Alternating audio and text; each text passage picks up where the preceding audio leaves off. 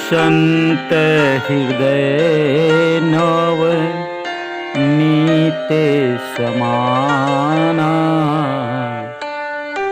संत हृदय नव नीते समाना। संतों का हृदय नवनीत यानी माखन से भी कोमल होता है। माखन तो जब गर्माहट, सूरज का ताप जब पड़ेगा तो माखन पिघलता है, लेकिन संत का हृदय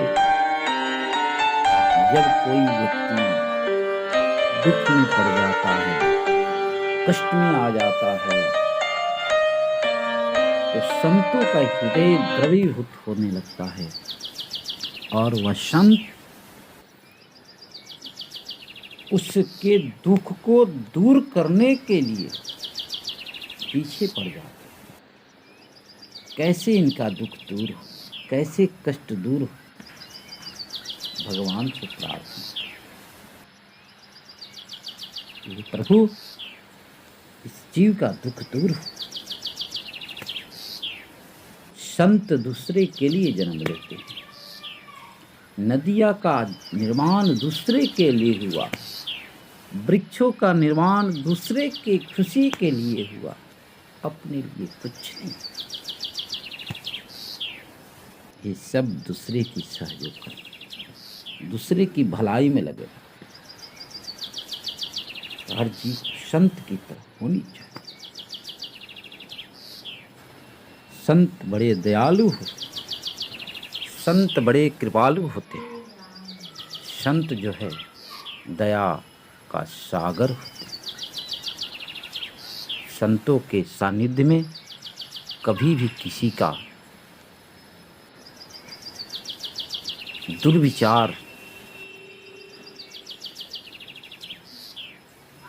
कभी हो ही नहीं सकता। एक बार की ऐसी घटना, एक बार एक संत किसी गावड़े में चले और गावड़े में जाकर के भिक्षाम देही याचना करते हुए जा रहे थे। उस गांव में एक ऐसे घर के पास गए, भिक्षा की याचना की। माँ बाहर है, पात्र में कुछ चावल के कण लिए संतों की टोकरी में ढालने लगी और डालते डालते उसके नेत्रों से आंसुधार बने। एक आंसू बिंदु संतों के हाथों पर गिरा और गिरते ही गर्म लगा, क्योंकि दुख के आंसू जो है गर्म होते और सुख के आंसू ठंडक होते। गर्म आंसू गिरा। संत ने समझ लिया इस माँ के घर में बहुत बड़ा कष्ट है, संकट है। तब तो आंखों से गरम गरम आंसू गिर रहे हैं। पूछ बैठी, बेटी क्या बात, क्यों रो रही हो? कौन ऐसा कष्ट आ गया तुम्हारे ऊपर? उस माँ ने हाथ जोड़ करके संतों के सानिध्य में पड़ गई। बोले, बाबा मेरे घर में एक ऐसी कन्या जन्म ले चुकी, पूरे शरीर सफेद दाग हो। मैं जानता हूं, मैं जानती हूं लोगों के कहने से सबके पास कहे भी, लेकिन कोई सुनने वाला नहीं, को उसका दुख दूर नहीं कर पाए। जब कोई संत महात्मा आते कह नहीं सकते, लेकिन दुख आंसुओं के माध्यम से गिर पड़ता है। संत द्रवीभूत हो, गदगद हो गए, आंसू धारा बन गए। बोले, माँ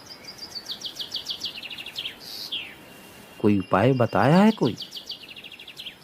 उस भैया ने कहा, हाँ बाबा, कोई संत महात्मा आए, और कन्या को स्नान करा करके वो जल को पान कर जाए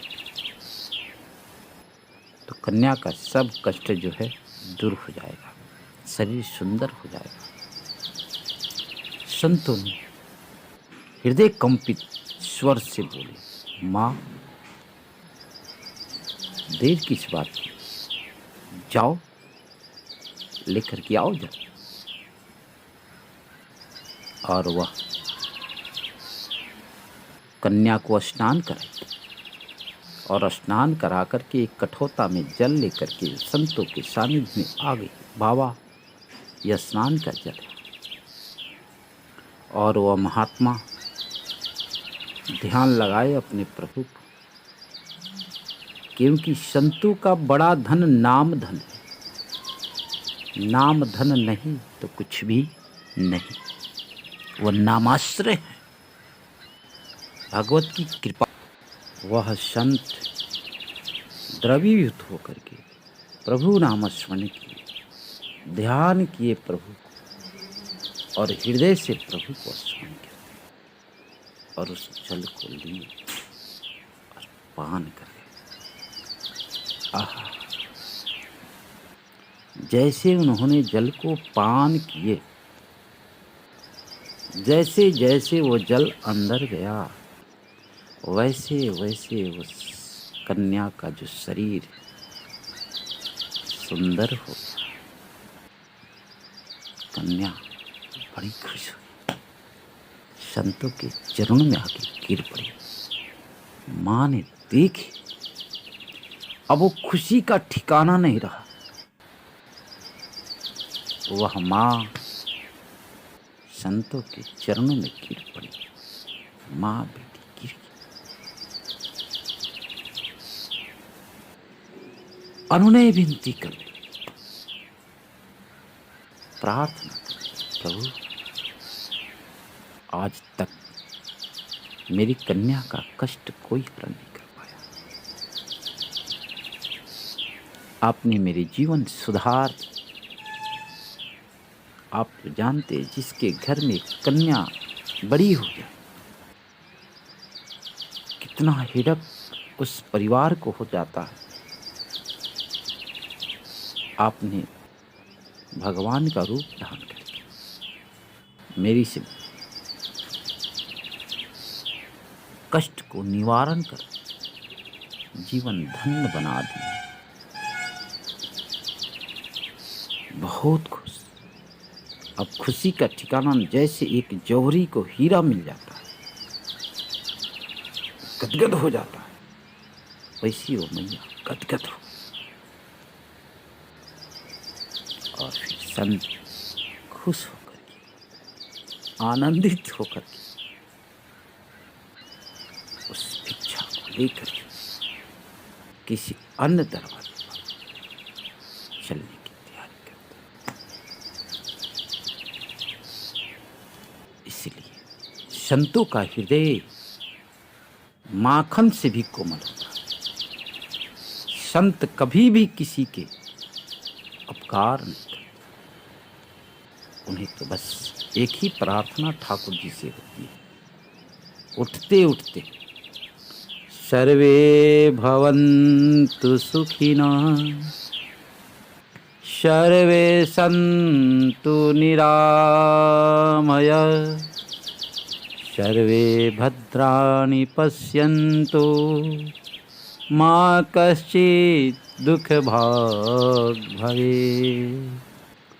सारी संसार की जितनी भी कष्ट है प्रभु मुझे दो, और शक्ति दो सहने की, सामर्थ्य दो उस कष्ट को सहने की। जिस प्रकार जल पत्थर को ठोकर मारते हुए, खाते हुए दूसरों की सुख की सुविधा के लिए वह निकल पड़ती है और उस जल को लोग पान कर करके अपने जीवन को धारण करते हैं, वैसी शक्ति है प्रभु मुझे भी दे। सारे संसार के कष्ट मैं झेल,